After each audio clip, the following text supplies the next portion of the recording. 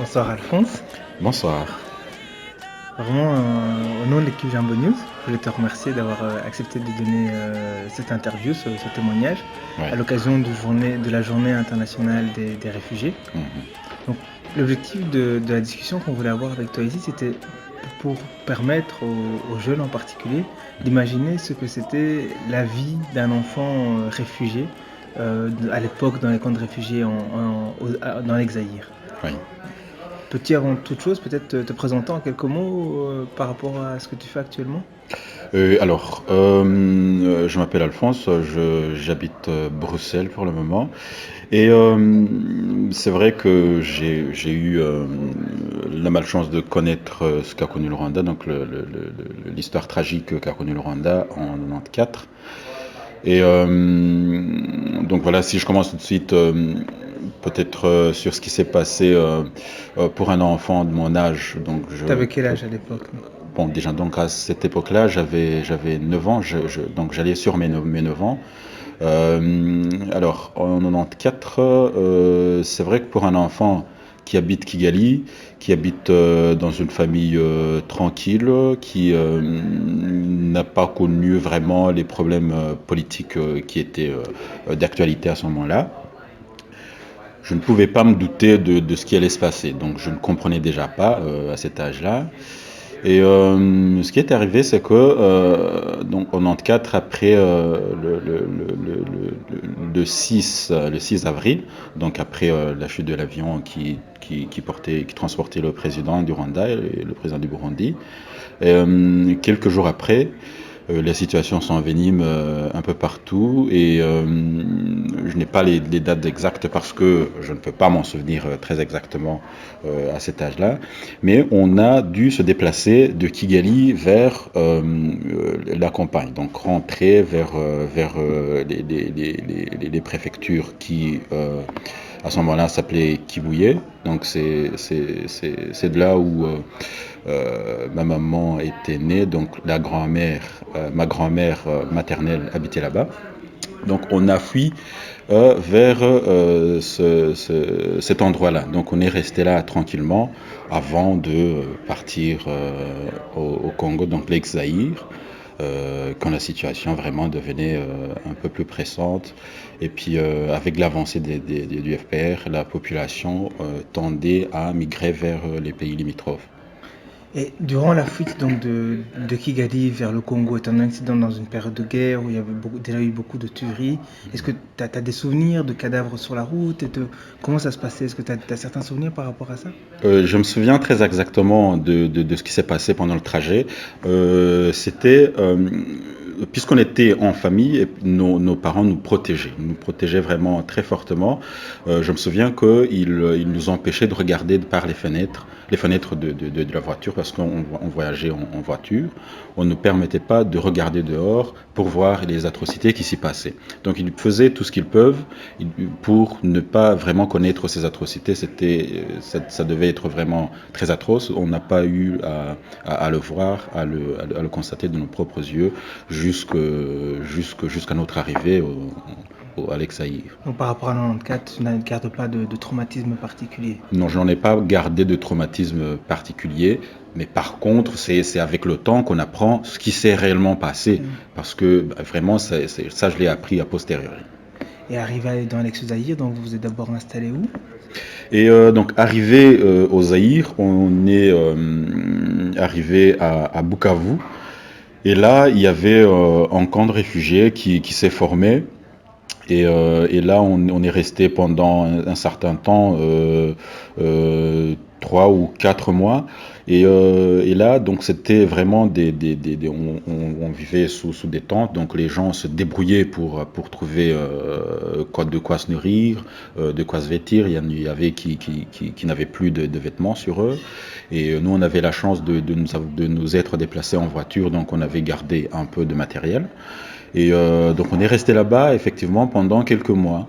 Et ce n'est que par après, quand le HCR qui se charge d'accueillir et d'intégrer les réfugiés dans les pays d'accueil, donc nous rassemblent pour nous regrouper dans d'autres camps plus appropriés, on va dire, comparés à ces camps de fortune qu'on avait improvisés sur Bukavu. Ah, donc à Bukavu, vous avez toujours votre voiture dans laquelle vous Oui, avez oui, stocké tout tout à votre fait, matériel. tout à fait, oui, oui, jusqu'à Bukavu, oui. Et donc après Bukavu, vous êtes allé par où?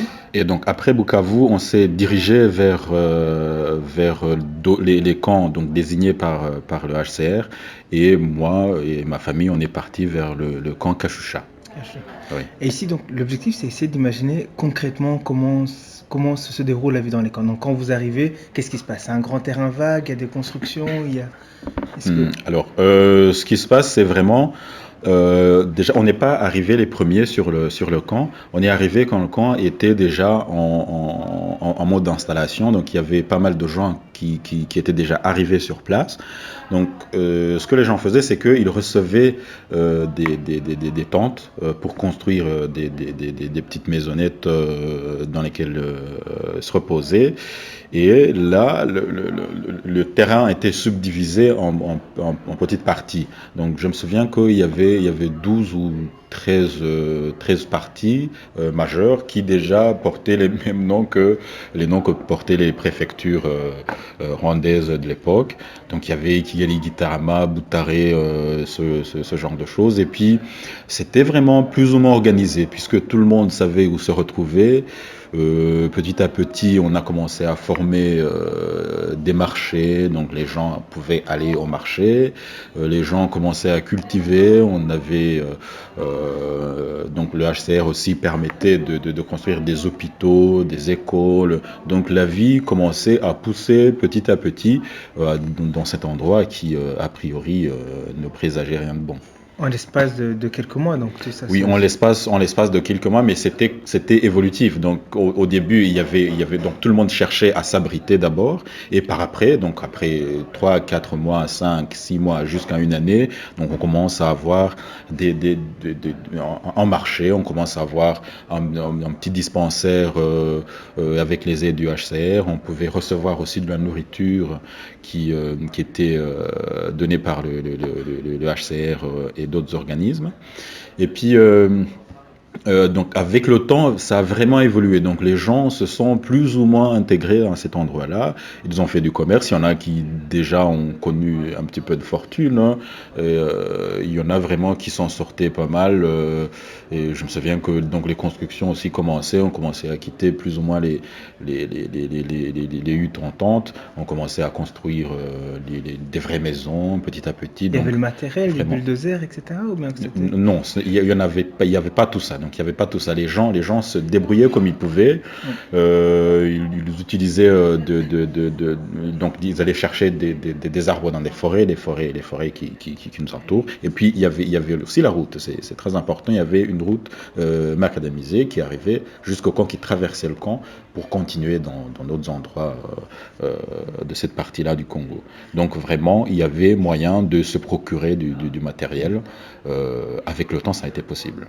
Et comment se déroulait la vie typique la journée typique d'un enfant de 9 ans ou 10 ans que tu avais à l'époque? Oui, c'est exactement. Oui, j'avais 9 ans à cette époque-là. Donc c'était vers la fin de 94 jusqu'au début de 95. Et là, ce qui se passait pour un petit gamin de mon âge, c'est que il y avait des écoles. Donc je me souviens que j'allais à une école. Donc le matin quand tu te réveillais. Oui. Donc je me réveillais le matin. Donc il y avait, on faisait de la bouillie de maïs ou bien. Il y avait des sanitaires pour se laver. Oui. Il y avait des sanitaires. Il y avait vraiment les gens arrivaient à s'approprier l'espace, à créer un petit environnement, à se construire une maison, à avoir les sanitaires propres à la famille, à avoir une petite cuisinette, voilà, à se former une sorte de vie.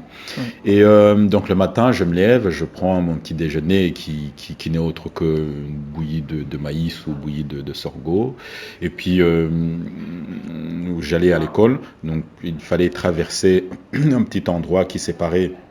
Je partais du camp Kachusha pour aller à un autre camp qui s'appelait Nera, qui était à quelques centaines de mètres, enfin on va dire un kilomètre maximum du camp Kachucha. C'est là où il y avait vraiment une grande facilité. Donc il y avait une grande école qui pouvait accueillir beaucoup d'enfants de mon âge. Et donc j'allais là-bas tous les jours, du C'était une lundi. école faite par des locaux ou par les réfugiés même Par les réfugiés. Par C'était une réfugiés. école vraiment au sein d'un camp de réfugiés, pour les réfugiés, par les réfugiés. Donc il y avait aussi les enseignants, mais des réfugiés aussi. Donc c'était vraiment organisé entre réfugiés avec l'aide évidemment du HCR et d'autres organismes en question. Et là, on apprenait normalement comme c'était au Rwanda. Donc, on apprenait les langues, on apprenait les mathématiques, on apprenait l'histoire, on apprenait tout un tas de choses. Et puis à midi, on avait à manger sur l'endroit de l'école. Et puis le soir, ce n'est que le soir qu'on pouvait rentrer chez nous vraiment normalement, comme c'était au Rwanda. Sauf que, bien évidemment, les écoles étaient vraiment donc en tente. C'était des tentes. On s'assied parfois par terre. Sinon, on pouvait avoir des petites chaises vraiment improvisées. Donc tout le monde pouvait se débrouiller pour avoir un petit truc sur lequel mettre les fesses. Mais la vie continuait quand même. Donc le soir, on rentrait, je rentrais chez moi et retrouver ma famille, retrouver ma sœur et mon petit frère. Et voilà, donc on pouvait rester, continuer la vie sans aucun problème. Donc ça me semblait, à cet âge-là, ça me semblait une vie normale. Je ne comprenais pas exactement la situation dans laquelle on se trouvait. Ah, donc tu n'étais pas spécialement conscient de ce que tu vivais par rapport à la vie que tu menais au Rwanda juste avant la guerre? Pas du tout, pas du tout. Donc cette conscience vraiment à cet âge-là, en tout cas en parlant pour moi, je n'avais pas cette conscience de comprendre ce qui était en train de se passer, de comprendre que j'avais quitté mon pays, que j'étais dans un camp de réfugiés où la vie n'était pas aussi rose qu'elle était au Rwanda. Est-ce que tu pensais au Rwanda à ce moment-là ou pas nécessairement tu vivais le moment présent? Pas nécessairement, pas nécessairement. Je vivais exactement le moment présent. Donc je vivais du jour au jour. Je n'avais pas cette vue de penser au Rwanda, de penser à ce qu'on avait quitté. Et avec les événements que les personnes que vous venez de connaître, la misère, le fait d'être nombreux sur un petit territoire, comment étaient les conditions sécuritaires?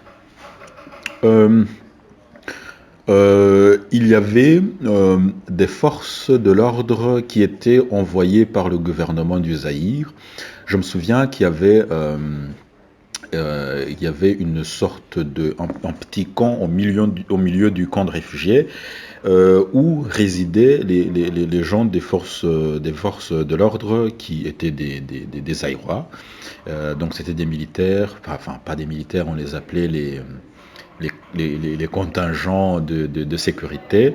Ils s'habillaient en uniforme orange, une couleur assez bizarre, mais c'est eux qui assuraient que tout se passe bien sur le camp.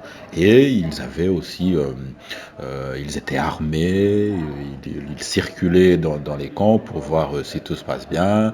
Et puis je me souviens aussi qu'il y avait un petit cachot là où ils étaient postés, donc ils pouvaient justement attraper les malfaiteurs et les enfermer là-bas. Donc c'était vraiment, il permettait de sécuriser le camp pour le moins que voilà, les problèmes n'étaient pas aussi graves.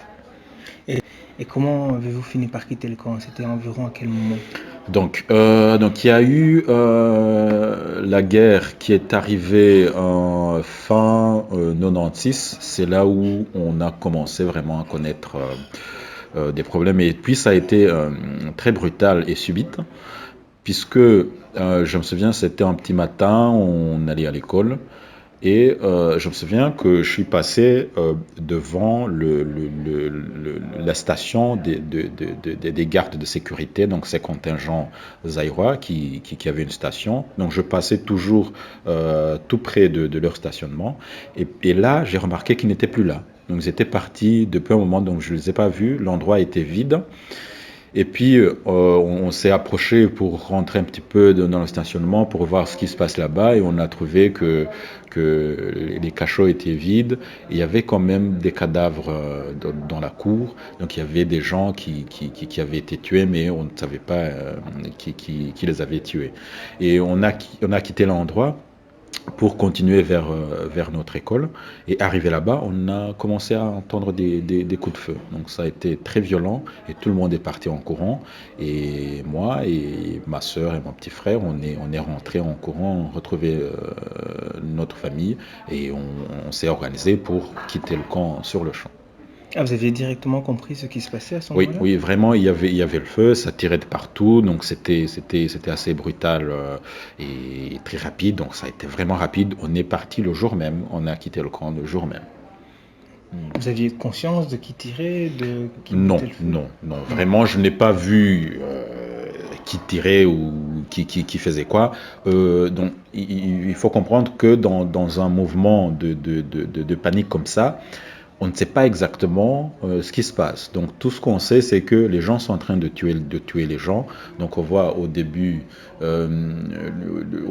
du camp, on commence à voir de la fumée, on commence à voir des cris des gens, on commence à voir les gens qui courent et puis on ne fait que suivre. Hein. On ne comprend pas exactement qui est en train de faire quoi dans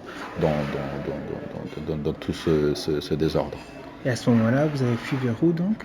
Alors à ce moment-là, on s'est dirigé vers le nord, mais on partait sans savoir exactement où on allait, puisqu'il s'agissait tout simplement de fuir. Et donc on a continué, on a marché, c'était vraiment marché à pied parce qu'on n'avait plus de voiture à cette époque-là. Donc on a marché pendant 2-3 jours pour arriver à un endroit qu'on avait déjà visité auparavant, au moment où les choses étaient encore plus tranquilles, un endroit qui s'appelle Nyabibwe. Donc ça s'appelle Nyabibwe. Et là, il y avait des Rwandais qui avaient habité cet endroit-là depuis longtemps. Donc il y avait des gens, des rwandophones qui parlaient le Kinyarwanda, mais qui habitaient là-bas depuis très longtemps. Donc ce sont ces gens-là qui nous aidaient à nous installer sur ce nouvel endroit qu'on venait de fréquenter. Donc, après avoir quitté le camp de Kachoucha, on se dirigeait là-bas. Pendant 2-3 jours, on a marché à pied. Arrivé là-bas, on s'est installé pour attendre, pour se reposer et puis espérer que les choses peut-être aillent mieux, ce qui ne s'est pas passé forcément. Qu'est-ce qui s'est passé par la suite? Alors, ce qui est arrivé, c'est que après quelques jours, vraiment, je ne crois pas que ça ait pris plus d'une semaine ou deux. Et la même chose s'est produite. Donc, ce qu'on avait connu à Kachoucha, au camp de Kachoucha, on l'a revu à Nyabibwe, donc à cet endroit-là. Vraiment pendant la nuit, on a commencé à entendre des tirs, les gens qui crient et les gens qui courent. C'est exactement comme ça s'était passé à Kachoucha. Et là, on a pris tout ce qu'on pouvait prendre et puis on a fui.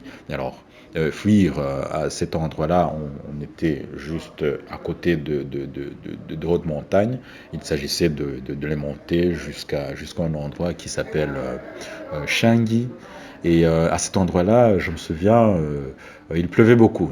Il pleuvait énormément, il y avait beaucoup de foudre. Et il y a aussi des gens qui se sont fait frapper par la foudre. Hein. J'en ai vraiment vu. Vu de tes Oui, oui, propres oui, yeux. oui, oui, j'en ai vu. Il pleuvait beaucoup. Je ne sais pas ce qui se passait là-bas. C'est un phénomène que je ne maîtrise pas. Mais il y avait énormément de foudre. Ça frappait vraiment. On aurait dit que ça a été de mèche avec nos bourreaux. Ouais. Ouais. Et en tant qu'enfant, donc à ce moment-là, tu as l'impression de vivre un cauchemar ou bien tu t'es toujours un Oui, peu oui. protégé par les parents? Là vraiment, on sent que les choses s'enveniment sérieusement. Et là, j'étais sur mes 11 ans, mais donc j'arrivais sur mes 11 ans à peu près. Et puis, et on avait peur. Donc je commençais à réaliser que ce qui se passait allait peut-être être plus grave que je n'avais imaginé. Et c'est aussi à cet endroit-là que moi, personnellement, j'ai perdu ma famille. Donc je n'ai pas su où ma famille était partie quand on est arrivé à Changi. Donc il y avait et la pluie et les foudres et les coups de fusil. J'ai perdu dans la masse des gens qui, vraiment, c'était une masse de gens qui déferlent sur les collines. Et là, j'ai perdu ma famille. Et tu t'es retrouvé tout Oui, seul, donc à j'étais tout 11 seul. ans. Oui, oui, vraiment à 11 ans, je me suis retrouvé tout seul. J'ai marché tout seul pendant plusieurs mois, tout seul. Ouais. Et tu as marché de où à où? Alors, de Changi jusqu'à Kisangani. C'est quelques centaines de kilomètres plus loin, plus au nord. Que- Et donc, tu as simplement marché Oui, en suivant la marcher foule, en c'est ça suivant la simplement? foule, ne sachant pas où on va, juste en suivant la foule. Et puis, quelques mois après, je me suis retrouvé exactement à Kisangani où je suis resté pendant un bout de temps. Et parce qu'on n'arrive pas à imaginer quand on dit on a marché pendant plusieurs mois. Donc, tu marchais, par exemple, pour s'alimenter, comment ça se passait? Est-ce que toutes les personnes stoppaient en même temps ou parfois quand tu étais fatigué? Comment ça se passait concrètement? Alors, il se passe énormément de choses. Euh, je ne sais pas comment décrire tout ça parce que euh, aucun jour ne ressemblait à l'autre. Pour pouvoir manger, il fallait vraiment se débrouiller. Il fallait soit demander à ceux qui veulent bien m'aider. Parfois, je demandais aux gens qui avaient de la nourriture. Parfois, je prenais de force. Parfois, je volais de la nourriture. Parfois, je ne mangeais pas du tout parce qu'il n'y avait rien à manger. Parfois, on se retrouvait dans des endroits où il n'y avait euh, qu'une certaine... donc il y avait quelques cultures qu'on pouvait manger. Donc je me souviens que à plusieurs endroits, on s'est retrouvé à manger que des ignames, puisque c'était tout ce qui poussait sur ces collines-là. Donc on ne mangeait que des ignames pendant plusieurs semaines. Vous À avez eu l'occasion de d'autres... les faire cuire, Oui, c'est par oui, oui, exemple? oui, oui, on pouvait, oui, oui, oui, oui, Ah, il y a oui. des gens qui avaient des casseroles, qui du Oui, feu. oui, oui. Tout le monde se débrouillait comme il Ouais. pouvait. Donc, on pouvait ramasser une casserole ici ou emprunter à quelqu'un qui l'a et puis faire cuire ses ignames. À d'autres endroits, on n'avait que des haricots, par exemple. On ne trouvait que des haricots. À d'autres endroits, il y avait des cannes à sucre. Donc, vraiment, ça variait. Donc, ça dépendait de quel endroit on se trouve. Et tout le monde se débrouillait. Ceux qui tombaient malades restaient sur place pour mourir là-bas. Ceux qui avaient la chance n'attrapaient pas de maladie et continuaient à marcher. Et personnellement, est-ce que tu es tombé malade durant cette période? Une fois, je suis tombé malade et je crois que j'avais attrapé la malaria parce que j'avais les symptômes de la malaria et j'avais froid, je ne pouvais pas marcher, j'avais les nausées. Mais je n'ai pas pris de médicaments ni quoi que ce soit. Heureusement, Dieu m'a aidé. La malaria est partie tout seul, donc je n'en suis pas mort. Donc à ce moment-là, tu t'arrêtes pendant plusieurs jours quand Oui, tu as la malaria? oui, je me suis arrêté pendant plusieurs jours, pendant une semaine au moins. Et je suis resté couché par terre pendant une semaine. Oui, oui. Et pendant ce moment-là, les gens ne sont pas partis sans Oui, toi ou bien certaines. Donc là, il y avait dépassé les collines de Changi sur la route vers Walikale. Donc c'était avant d'arriver à Walikale. Et à cet endroit-là, on ne fouillait pas en courant. Donc c'était vraiment une marche plus ou moins tranquille. Oui. C'est vrai qu'on ne s'asseyait pas pour rester 2, 3 jours, mais on ne courait pas, puisque les attaques n'arrivait pas du jour au jour. Donc ça arrivait, ça prenait 2, 3 jours avant d'arriver aussi sur les foules, de courir pendant 2, 3 jours, de s'arrêter, de tranquilliser un peu la marche, et ainsi de suite. Donc c'était comme ça que ça se passait. Et j'ai eu la chance de ne pas devoir courir à ce moment-là où j'étais malade. Vraiment, j'ai eu beaucoup de chance. Ah donc je suppose que les gens défilaient, Oui, oui, les gens défilaient, en fait défilaient, c'est les gens avec défilaient. d'autres que tu Oui, reprenais j'en la route. connaissais, j'en rencontrais de ceux que je connaisse. Il y en avait bien qui voulaient rester avec moi pendant un certain temps, qui me donnaient à manger. Donc j'ai connu vraiment les gens qui ont bien voulu m'aider. J'ai connu une famille d'amis qu'on connaissait déjà au Rwanda avant, qui m'a pris à charge pendant 2-3 jours, qui m'a nourri, qui vraiment c'est ce qui a permis que je reste en vie. À ce moment-là, tu as l'impression que tu allais mourir ou bien tu Non, avais une conviction? je n'avais pas peur. Déjà, je pensais beaucoup à ma famille. Je me disais, je me souviens vraiment, je me disais ça presque tous les jours. Je me disais, il faut vraiment que ma maman et mes frères et sœurs soient en vie. Je veux vraiment qu'ils soient en vie, que je les retrouve un jour. Je ne pensais pas à moi. Je ne me disais pas, je ne vais pas mourir ni quoi que ce soit. Je ne me sentais pas menacé de mourir. Vraiment, j'avais vraiment cette ignorance, cette innocence d'enfant. Je ne pouvais pas m'imaginer mourir. Je ne pouvais pas comprendre ce que c'est, mais je me disais, je souhaite quand même que ma famille soit quelque part, que je puisse la retrouver. C'est tout ce qui occupait mon esprit à ce moment-là. Et durant cette période, durant cette longue période de marche, c'est arrivé de voir des cadavres sur la route? Énormément. Alors là, énormément. Là, ce serait très difficile à compter parce que énormément. Il y en a qui mouraient de maladie, il y en a qui mouraient parce qu'ils n'avaient plus de force de marcher. Ce qui m'a fait le plus mal, c'est les enfants de mon âge ou même plus jeunes que moi, qui mouraient de fatigue. Donc j'en ai vu qui mouraient de fatigue.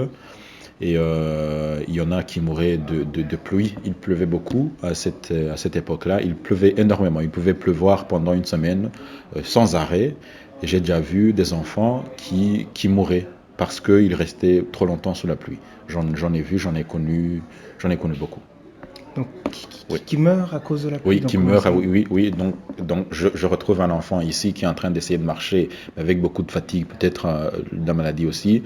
Et on reste dans le coin pendant quelques temps. Il faut savoir que en marchant, parfois on retournait sur nos pas sans le savoir, puisque on ne savait pas où on allait. Parfois on retournait sur nos pas. Et j'ai pu voir les enfants que j'avais croisés avant, les retrouver morts dans un caniveau couvert de boue.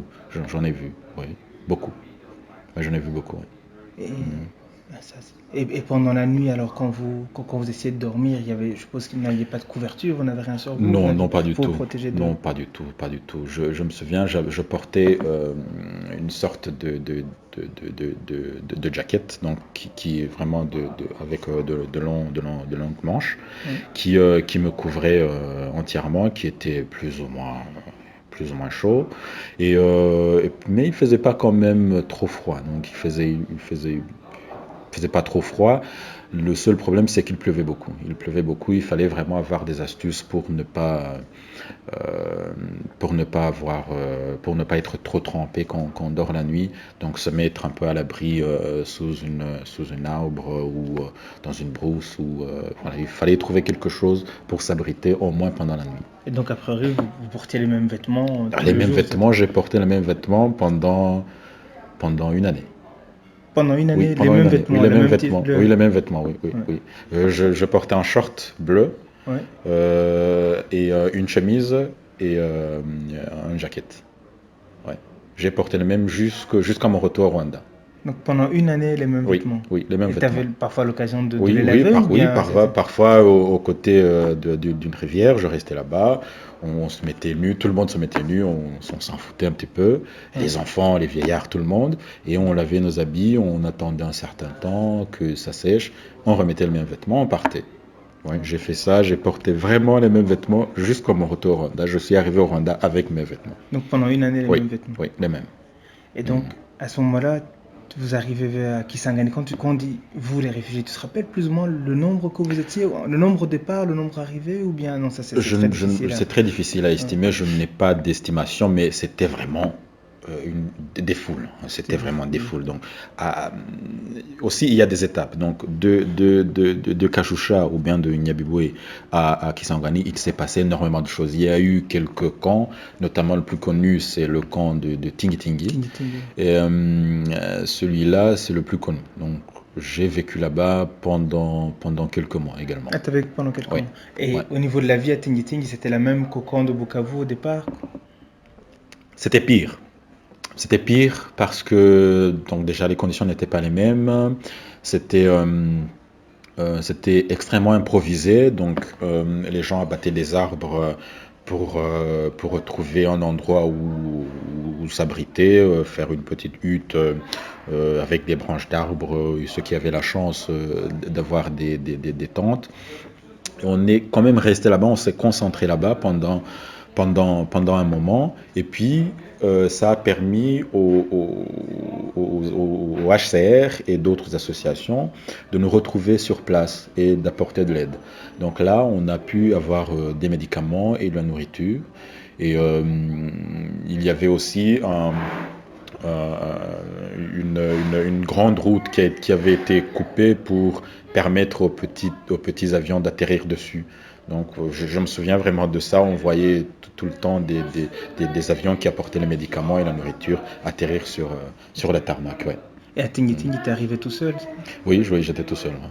Et concrètement, donc c'est toi qui étais chercher ta propre tente auprès du HCR Non. ou bien t'as rejoint une famille? Non, arrivé à Tingi-Tingi, j'ai retrouvé la petite sœur de ma maman, donc ma tante. Je l'ai retrouvée, elle était là-bas, elle était déjà arrivée avant moi. Je l'ai retrouvée là-bas par chance et je suis resté avec elle. Et elle était avec son mari et sa fille. Ouais. Donc j'ai vécu avec eux jusqu'au moment où Tingi-Tingi a été détruit. Et quand tu dis, tu te rappelles le jour où vous avez quitté Kitingi, au moment où il y a eu l'attaque Oui. sur le camp de réfugiés, Oui, je m'en souviens. Attaque, C'était la nuit. Ouais. C'était environ quelle année? Je sais pas si tu... Bon, c'était début 97 vers mars ou avril. Hein. Mais là, je ne suis pas très sûr. Je n'ai pas vraiment les dates. Ah, quasiment 3 ans plus tard, alors ça. Non. Ça veut dire que donc, la guerre a commencé de Bukavu, ça a commencé vers la fin 96. Ouais. Donc en novembre, octobre comme ça. Et puis à Tingi-Tingi, donc on a été attaqué, ça devait être 97 janvier ou février, quelque chose comme ça. Donc je n'ai pas les dates précises, mais c'était plus ou moins à ce moment-là. Donc ce qui s'est passé, c'est que donc c'était la nuit, on dormait, tout le monde dormait, et ça se passait toujours de la même façon, on commençait à avoir des tirs, mais à Tingi-Tingi quand même on avait été averti. On avait été averti que les attaques risquaient d'arriver dans quelques jours, mais tout le monde ne s'est pas déplacé tout de suite. Il y en a qui ont pris les devants et étaient partis déjà quelques jours avant, mais moi j'étais resté sur le camp parce que déjà ma tante était malade. Elle était hospitalisée sur le camp même. Il y avait un hôpital improvisé aussi. Donc les médecins, c'est des médecins des réfugiés ou bien c'est des médecins des humanitaires? Oui. Donc c'était des humanitaires qui aidaient comme ils pouvaient parce qu'ils n'avaient pas beaucoup de moyens non plus. Et ma tante était là-bas. Elle était hospitalisée. Elle ne pouvait pas se lever. Je n'ai jamais su d'ailleurs de quoi elle souffrait parce que j'étais très jeune. Je ne savais pas de quoi elle souffrait, mais elle ne pouvait pas marcher. Donc quand les attaques sont arrivées, ils commençaient à brûler les tentes et ça brûlait très rapidement puisque c'était au milieu de la forêt brûlait avec. Et je suis parti avec le mari de ma tante et leur fille, mais on a laissé notre tante à cet endroit-là. Voilà. Donc vous êtes parti au moment où ils ont commencé à brûler les tentes et les camps. Vous avez des nouvelles depuis de votre tante? Elle est forcément décédée là-bas puisqu'on est parti vraiment en dernier lieu. Il n'y avait pas de chance qu'elle survive à ce qui est arrivé. Elle a dû mourir là-bas, donc elle a dû... Voilà. Vous saviez rien faire, vous n'avez pas de voiture, vous savez pas... Non, rien du tout. C'est à des kilomètres de Bukavu, on avait laissé notre voiture, donc il n'y avait plus question de voiture. Hein. Là, il s'agissait de marcher à pied. À ce moment-là, vous avez vu des militaires arriver quand tu dis que vous avez quitté en dernier lieu? Je n'ai pas vu de militaires vis-à-vis, mais on est vraiment parti parce que c'était très difficile de laisser la tente allongée là-bas alors que tout le monde partait, mais on ne savait pas quoi faire. On se disait peut-être qu'est-ce qu'on peut faire, est-ce qu'on peut la porter, est-ce qu'on peut faire ceci, cela.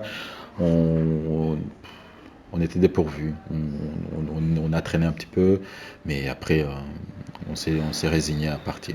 Voilà. Et donc, à ce moment-là, donc, il y a tous les réfugiés qui fuient. Et Ouais. parfois, est-ce ils sont poursuivis par Oui, ceux qui oui, attaquaient les oui, camps ou bien comment oui, ça se oui. passe? Donc ça a été, donc ça se passait toujours de la même façon. C'était une sorte de poursuite. Et puis j'imagine que les militaires qui nous attaquaient restaient un petit moment à l'endroit pour nettoyer vraiment. Ils insistaient à détruire les camps parce qu'ils brûlaient. Ils brûlaient les maisonnettes, ils brûlaient les huttes. Je ne sais pas, peut-être qu'ils ne voulaient pas que les gens restent là-bas. Ils ne poursuivaient pas en courant, mais ils brûlaient quand même. Ils brûlaient tout ce qu'ils trouvaient. Et voilà, et nous, on courait. Donc on a continué à courir jusqu'à d'autres camps, notamment le camp de Biaro, qui a été aussi un camp assez connu. Il y a eu pas mal d'atrocités. Les gens sont morts de maladies. Aussi, on a été attaqué aussi par la suite. Donc, c'était une poursuite incessante. Donc, on était poursuivi jusqu'au moment où on est arrivé à Kisangani. Et de là, ceux qui ont la chance d'être rapatriés via HCR et Save the Children, qui est une firme qui aide les enfants non accompagnés, qui m'a aidé, moi, à rentrer au pays puisque j'étais un enfant non accompagné. Ouais. Et à ce moment-là, comment ça se passe le retour au pays? T'es retourné là où vous habitiez avant? Le retour au pays, donc je suis resté à Kisangani pendant quelques mois et j'ai rencontré un ami de la famille qui était aussi sur place, qui avait fui, qui avait traversé, qui avait fait le même trajet que moi, qui se retrouvait là-bas, mais il m'a vu, il a eu l'idée de m'amener auprès de Save the Children. Et d'ailleurs, il m'a beaucoup aidé parce que moi, je ne connaissais pas ce que c'était que Save the Children, donc je n'avais pas cette intelligence d'aller chercher de ce côté-là. Donc il m'a amené là-bas. Eux, ils ont pris soin de moi.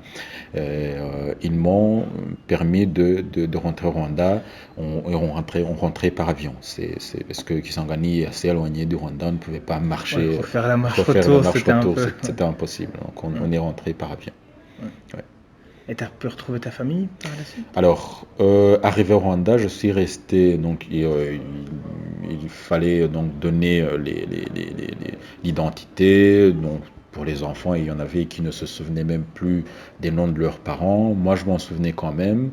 Et donc, je pouvais dire qui étaient mes parents, qui était ma famille, où on habitait, Et etc. là, c'était les nouvelles autorités qui prenaient ça en Oui, charge ou bien c'était... oui, les nouvelles autorités. Donc, on est arrivé à l'aéroport. J'ai atterri à l'aéroport de Kamembe, à Tiangougou. Et là, le CICR nous a pris en charge et j'ai été dans des centres pour orphelins. Et je suis resté dans ces centres-là, le centre de Kamembe, ensuite celui de Boutaré, ensuite celui de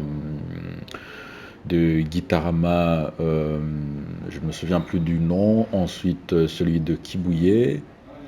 C'est à cet endroit-là, donc après vraiment avoir fait un petit peu le tour des orphelinats du sud du pays, que ma maman est venue me retrouver. Et ça, c'était 1997, c'était en mai, je m'en souviens. C'était le 10 mai, je m'en souviens parce que c'était à 15 jours de mon anniversaire pour mes 12 ans.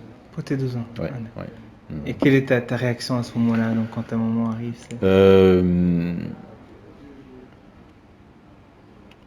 C'était énorme. En tout cas, je me suis senti comme revivre, hein. Je me suis senti comme renaître. Et la première chose que j'ai fait, c'est de raconter. Donc j'ai vraiment raconté tout ce que j'avais. Jusqu'à ce moment-là, je n'avais jamais eu personne à qui le raconter. Et c'était comme un film dans ma tête. Donc je lui ai raconté pendant 2-3 jours, sans arrêt. Donc je racontais du matin au soir, je racontais le jour d'après, je racontais après tout ce que j'avais connu pendant les mois que j'étais au Congo. Ah, c'est peut-être ça qui fait que tu as encore des souvenirs aussi, Oui, aussi oui, frais dans ta oui, tête, oui, ce oui, moment-là. je l'ai vraiment raconté à ma maman, en détail. Ouais. Elle t'a raconté où ils étaient passés ou est-ce que t'es... Oui, elle m'a raconté, elle m'a dit ce qui s'était passé pour eux.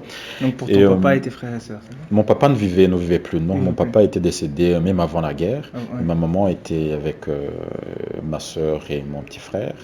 ouais. Et donc ce qui est arrivé, c'est que arrivé à Changi, il y avait un endroit où on devait traverser un pont qui traversait une rivière, une grande rivière, et les réfugiés passaient pour aller de l'autre côté, pour continuer le chemin.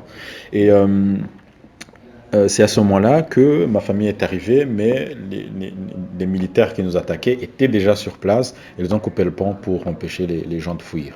Et ils ont rassemblé tous les réfugiés qu'ils ont pu retrouver sur place.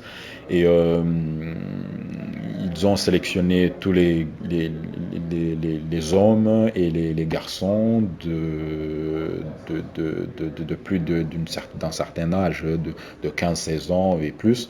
Donc ils ont pris tout ce monde-là, ils les ont tués et puis le reste a été rapatrié au Rwanda. Ouais. Donc Voilà. ils ont tué les garçons et les Ouais, les hommes et puis garçons et ils ont les hommes rapatrié sont les... rapatriés, oui, oui, les femmes, les vieillards, voilà, et les enfants. Les petits-enfants, les petites filles.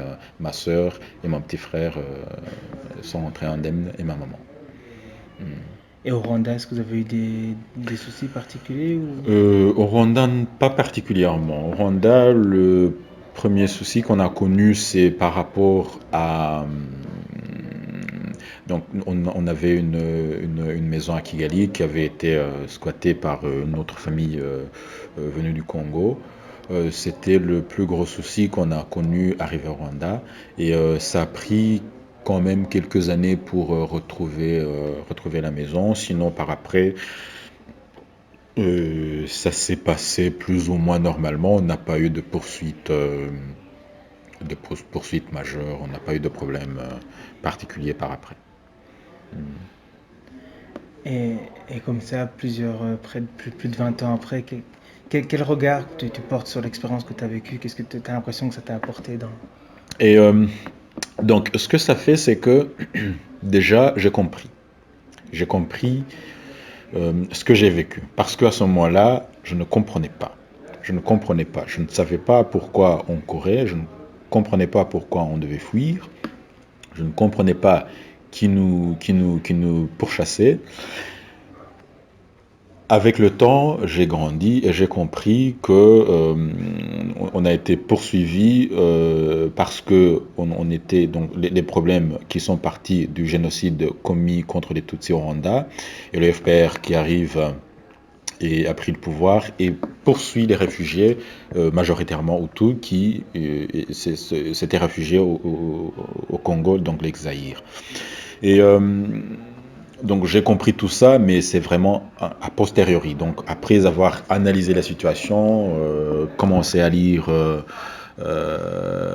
les ouvrages, regarder les rapports, écouter les radios, voilà, s'informer, c'est vraiment a posteriori que j'ai compris que la situation était très grave. Et je dois avouer qu'aujourd'hui, c'est vrai que certaines choses se sont améliorées, mais au niveau de la reconnaissance des problèmes, au moins en partie des problèmes qu'a connu cette population réfugiée au Congo, n'est toujours pas reconnue au Rwanda, ce qui est assez un problème. Donc, quand tu dis ce n'est pas reconnu, c'est dans quel Ce n'est sens? pas, ça veut dire qu'aujourd'hui au Rwanda, on dit... Donc, tu es resté au Rwanda pendant plusieurs années après Oui, ça, c'est ça? oui, je suis resté au Rwanda pendant plusieurs années, jusque vraiment au début de 2011. Et là, j'ai vu comment fonctionne le Rwanda. C'est un pays qui vraiment veut minimiser l'histoire qu'a connue les réfugiés majoritairement Hutus qui sont réfugiés au Congo. Donc, ils ne veulent pas reconnaître la responsabilité de l'armée du FPR sur les réfugiés qui ont été vraiment massacrés au Congo. Et ce qui est reconnu au Rwanda, c'est le génocide commis contre les Tutsis en 1994. Pour le reste, il n'y a pas de mots. Donc il y a rien n'est dit, il n'y a pas de rien. Donc il ne s'est rien passé, on ne dit rien. Et il y a pas mal de gens, vraiment, donc beaucoup de gens, beaucoup de familles qui ont connu ces atrocités et qui sont obligés de vivre avec, qui sont obligés de taire leur chagrin. Par exemple, concrètement, tu as été à l'université au Rwanda, à l'école secondaire au Rwanda. Donc, par exemple, à l'école, est-ce que tu pouvais parler de ton expérience, par quoi tu étais passé ou Pas bien... du tout. Pas du tout. Donc à l'école, on ne parle pas de ça. Non, pas du tout. Et puis les enfants, je crois que c'est aussi une facilité qu'a le pouvoir de forcer les enfants, de forcer les jeunes à oublier l'histoire ou bien à apprendre juste une partie de l'histoire. Donc tout ce qui est dit comme histoire du Rwanda, c'est qu'il y avait un pouvoir très méchant qui poursuivait les Tutsis jusqu'en 94, qui a fini par massacrer les Tutsis, et que est arrivé un pouvoir équitable, qui vraiment prend soin de tout le monde. C'est ça la politique, c'est ça le message qui est véhiculé par le pouvoir en place au Rwanda. Donc ils ne veulent pas que les jeunes apprennent ce qu'a connu une partie de la population rwandaise, donc majoritairement les Hutus, les massacres qu'ils ont connus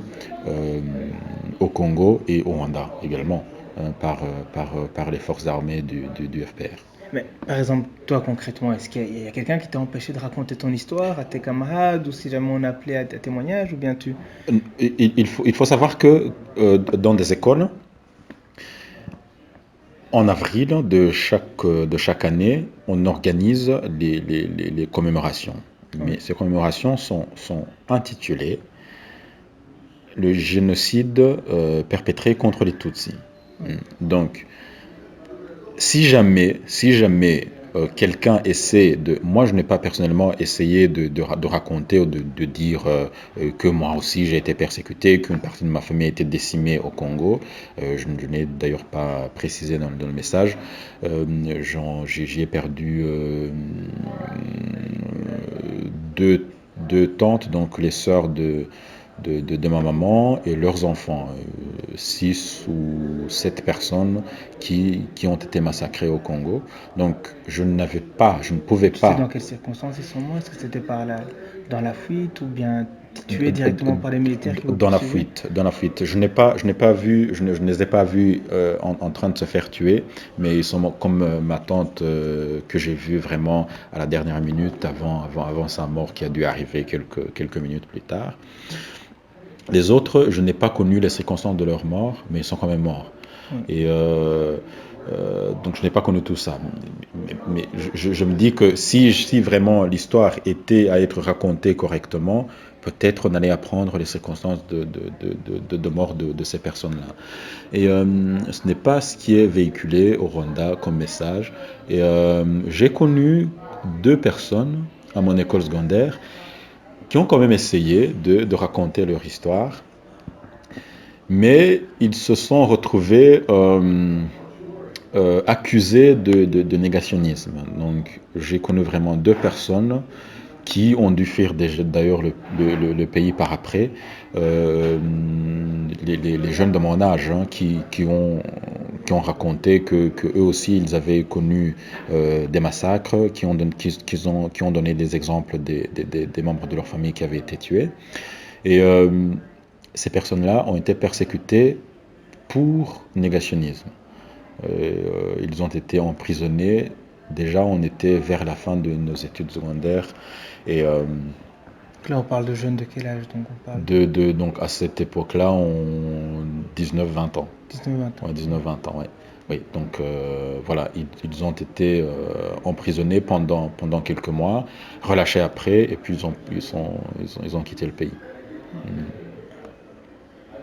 Et qu'est-ce que tu... Quel message tu aimerais bien donner après tout ce que tu as traversé à des enfants qui sont réfugiés, parce qu'il y en a encore beaucoup qui fuient, qui viennent de différents pays, qui arrivent en Europe. On entend parler de la crise des migrants, qui, même si maintenant elle s'estompe, mais qui continue à affluer. Quel est le message que tu aimerais bien donner à tous ces enfants qui pourraient t'entendre, les enfants réfugiés aujourd'hui? Euh, je veux leur dire que ce qui importe, c'est de ne pas baisser les bras. Donc, il est très important de garder la mémoire et de chercher à rectifier, donc au maximum, donc de chercher à trouver justice, hein.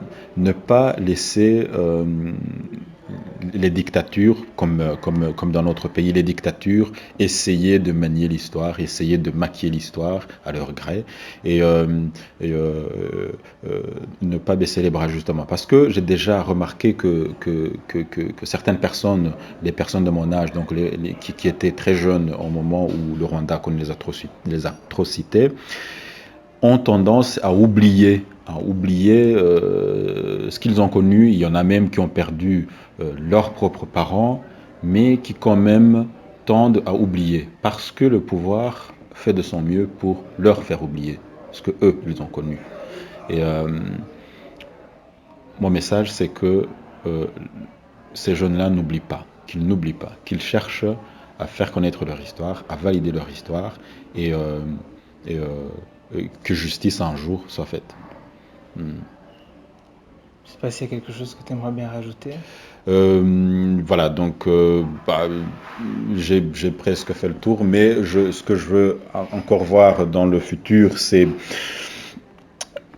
que les gens, par exemple, ces jeunes qui aussi ont connu les atrocités comme moi, puissent le raconter, hein, le raconter peut-être par des récits audio ou bien écrire des bouquins pour que cette histoire reste. Mais ce que je cherche pour le moment, c'est vraiment la justice. Donc, ce qui me préoccupe pour le moment, c'est qu'un jour, au Rwanda, tout le monde connaisse la justice pour qu'enfin la population rwandaise vive en paix et cohabite tranquillement.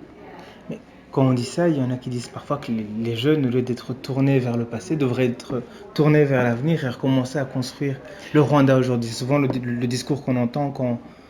Qu'est-ce que tu réponds par rapport à ça? Oui, justement, il y en a qui disent ça, mais il faut savoir qu'il y a une malignité cachée derrière, parce que si le pouvoir dit aux jeunes de regarder le futur, ne pas regarder le passé, et que chaque avril de chaque année, il commémore quand même le génocide perpétré contre les Tutsis en 94, c'est que quelque part, ils font croire aux jeunes qu'ils doivent regarder l'avenir pour leur faire oublier leur histoire, mais que eux se souviennent de leur histoire à eux. Donc ils veulent valider vraiment leur histoire, mais faire oublier l'histoire des autres. Et faire croire aux jeunes que le futur est important, je vais bien, c'est très important, mais ne pas oublier l'histoire est aussi important que le futur. Merci beaucoup, Alphonse. Merci beaucoup, je vous remercie.